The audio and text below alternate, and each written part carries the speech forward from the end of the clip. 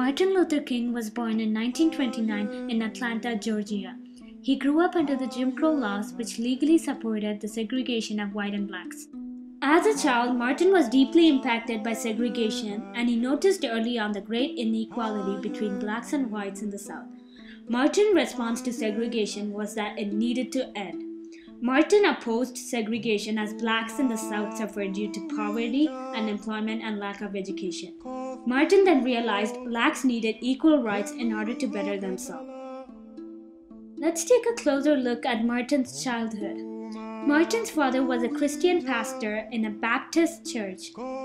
As such, Martin grew up in a church and developed strong Christian values. At an early age, he would deliver speeches and minister to fellow church members. It was clear from a small age that he was destined to be a great leader by the way he commanded respect and engaged his audience. As a child, he believed that it was best to fight with big words rather than violence. Martin was well educated. Martin went to Morehouse College and later to Crozer Theological Seminary and got a degree in religious studies. Later, he became a pastor like his father. However, his career as a Christian pastor of a small southern church was short-lived. He was destined for greater things. In 1955, Martin took on a new role in the community when Rosa Parks was arrested for not giving up her seat to a white man. He became a leader of anti-segregation and civil rights campaign in South, which included the Montgomery bus boycott. Unfortunately, Martin became the target of much resistance from the white community who refused to end segregation. He was arrested, threatened, and one day his house was bombed. In 1967, whites who opposed Martin and the bus boycotts bombed his house and almost killed his wife and children. Martin's supporters and local blacks were upset and wanted to fight the whites. Martin used Christian principle to prevent this. He said, "We must meet our white brothers' hate with love." This marked Martin's movement into a nationwide nonviolence movement to end segregation and give blacks the same rights and freedom as whites.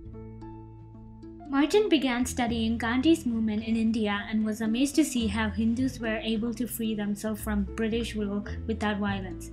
He adopted Gandhi's idea and connected them to Christian principles to create a nonviolent civil rights movement.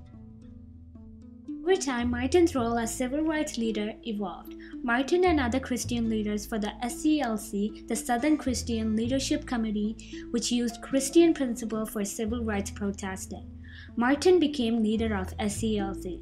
SCLC continued to challenge Jim Crow laws by staging other bus boycotts, sit-ins, and marches. Martin led a series of marches, boycotts, and sit-ins. Eventually, he collected enough supporters that he marched all the way to Lincoln Memorial, where he gave his famous "I Have a Dream" speech to a crowd of over 250,000 supporters. This was the height of the civil rights movement, in which eventually led to the end of segregation. Here is a short clip of Martin Luther King giving "I Have a Dream" speech.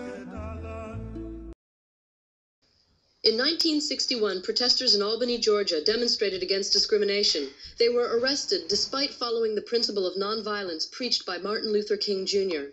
In Washington on August 28, 1963, Martin Luther King Jr. made his famous plea for freedom and equality. I have a dream that one day this nation will rise up, live out the true meaning of its creed. We hold these truths to be self-evident, that all men are created equal. Unfortunately, Martin was cut short before he could enjoy the freedom of blacks were given once the Jim Crow laws were banned. He was assassinated on April 4th, 1968.